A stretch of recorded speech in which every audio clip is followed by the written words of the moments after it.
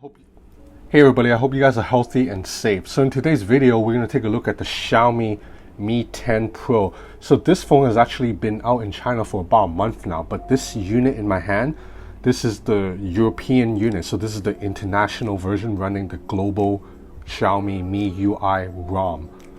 So before we begin looking at the phone, let's check out the unboxing experience really quick.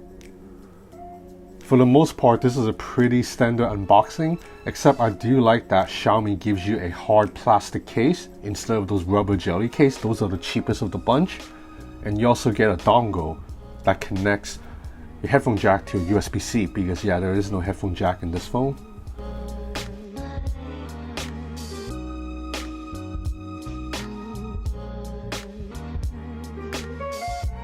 Welcome back. Let's take a look at this hardware. So this phone is very nicely built. It's very premiumly built. Like, you know how a lot of well, not a lot, some American reviewers, when they review phones, they tend to act like Apple and Samsung phones have a higher level of craftsmanship that other brands are not on.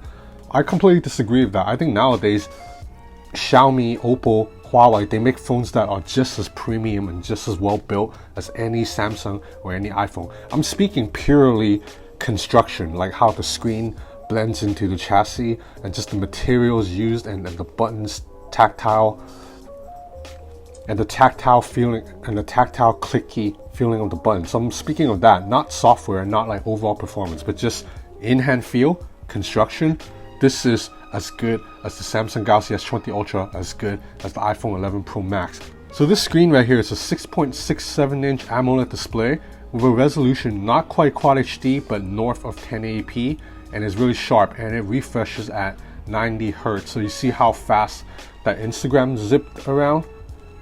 Like when you close the story, how everything just like bounces away. Now in this corner, you have a really small hole punch cutout housing a 20 megapixel selfie camera. Now around the back, you have this really premium glass finish, and I like this matte coating that does not attract fingerprints. I really am hating phones that show fingerprints really badly, like on my Huawei P40 Pro and any Samsung phone. It's like you hold it for 2 minutes and it looks nasty like this. I'm really liking this new type of finish where it just looks new all the time. Now around the back, we have a quad camera system, very similar to what was seen in the Xiaomi Mi Note 10 Pro that I tested 5 months ago back in Korea. So we have a 108 megapixel sensor here from Samsung with an image sensor size of 1/1.33 inch. That is a really large sensor for a mobile phone, and it's important because 108 megapixel means it has 108 million pixels that needs light, so you need a larger sensor. But the sensor here is still a little bit smaller than what's seen in the Samsung Galaxy S20 Ultra and the Huawei P40 Pro, so low light performance should be a little bit below those two phones if I have to guess. And then right here we have two telephoto lenses. This is a shorter 12 megapixel telephoto zoom lens for 2 times lossless zoom photos, and right here it's a longer 8 megapixel zoom lens that allows you to get up to 10 times almost lossless zoom. I wouldn't quite say it's lossless. Now Xiaomi will combine data from both these lenses and the 108 megapixel sensor to pull off 50x zoom. Now the 50 times zoom is not going to be as good as what's seen in the Oppo Find X2 Pro or the Huawei P40 Pro, because those phones have a different technology. They have a periscope zoom lens that is placed sideways in the phone, so it's just a whole different technology that can get a little bit better zoom. But still, the 50x for this is still pretty impressive, and when you go down to 20x, I would say it's very usable, it's very good.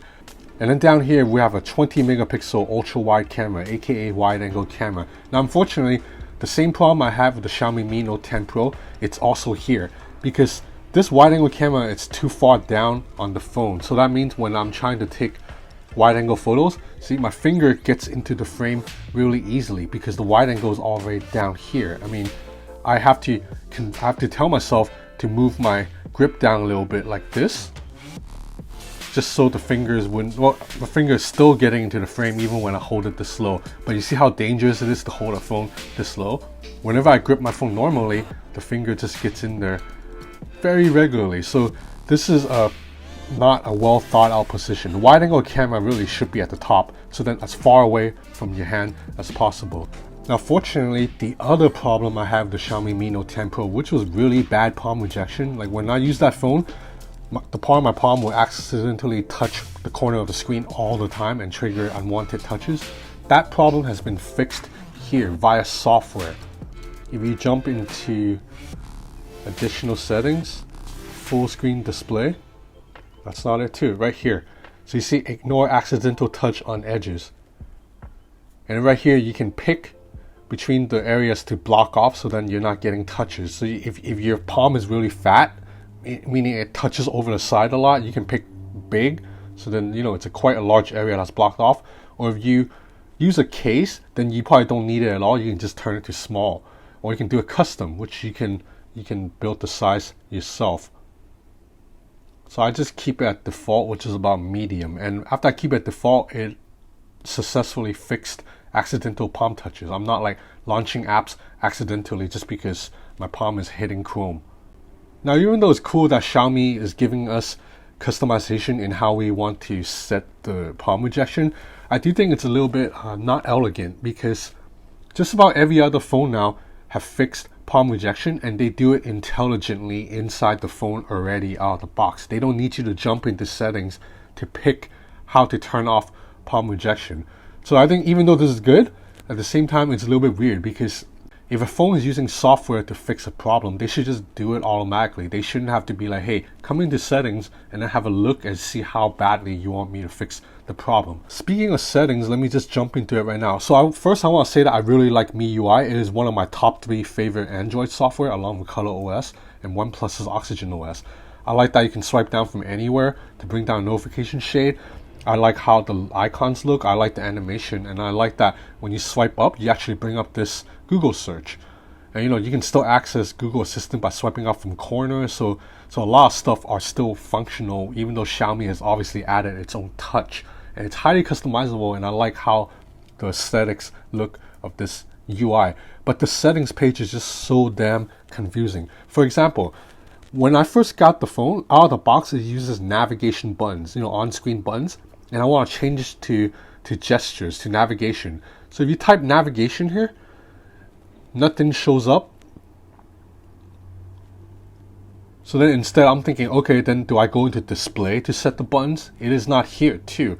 So it turns out you have to, again, go into additional settings and then go to full screen display. And then here is where you change the gestures. Like the fact that there's 2 different display panels, like there's display right here and then there's full screen display here, it's very confusing. That is not the case for any other phone. Like for every other phone, if I want to change the navigation system, I just go into settings, and I usually when I type navigation, I can go there right away to do it, or it's under the display setting.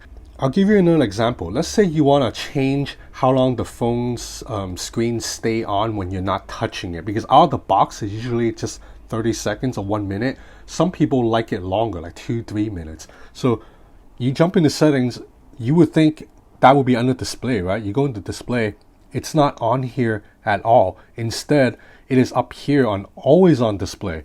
Then right here you see sleep, and then you can change how long the screen stays on before it goes to sleep. So if you're counting, there's 3 different panels here for display, just for the screen. You have always on display, you have display, and then you have full screen display. And if you want to fix the palm touches, which is also part of the screen, that's also a separate panel called ignore accidental touch. So this settings panel is just a little bit complicated. It always takes me much longer to do basic stuff on this than on just about any other Android phone. But that's about my only complaints with MIUI, other than the fact there's no app tray. Everything else about this software I love. And again, I just love the overall craftsmanship of this phone. The buttons are very sturdy, very firm. They don't wobble at all. Now, you might be thinking this is like, who cares about this? Actually, that's not true. If you use an Oppo phone or Samsung phones, I find that the buttons tend to wobble a little bit. Like, it just feels a little bit cheap when you're changing the volume and then the button's like shaky. Right here, it's like very firm. Now, the camera bump, it's not too bad per se, but you still cannot put this phone flat on the table and use it without wobbling. It still wobbles pretty badly. Now, there are 3 features of the Mi 10 Pro that even the Huawei P40 Pro or the Oppo Find X2 Pro does not offer. So the first is wireless charging. Now the Huawei P40 Pro supports wireless charging, but the Oppo Find X2 Pro does not. So this beats the Oppo Find X2 Pro there. The second is the Mi 10 Pro has a bigger battery than both of those phones. There's 4,500 mAh in here. And plus this is a 90Hz panel. So battery life on the Mi 10 Pro, I'm pretty sure it's going to be better than the battery life on the Oppo Find X2 Pro. And then finally, the Mi 10 Pro also has stereo speakers, while the Huawei P40 Pro does not. That phone has a mono speaker, which is kind of baffling. But the stereo speakers here is excellent.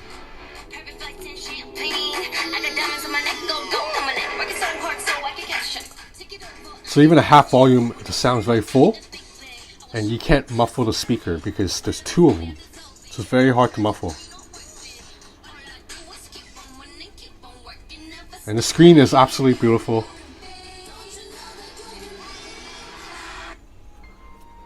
So as you probably know by now, this phone runs on Snapdragon 865 with either 8 or 12 gigs of RAM. So performance, I highly doubt is going to be an issue. That about wraps it up for this quick hands-on. I've only had the phone for like 2 hours. So I'm definitely gonna put my SIM card in this and use it heavily for the next few days. So stay tuned for my full review. But in the meantime, I'll show you some photo samples right here as we end this video. Oh, and please subscribe to my Instagram at Ben's Gadget Reviews if you want to check out more behind the scenes photos of this phone as I use it over the next few days. Thanks for watching.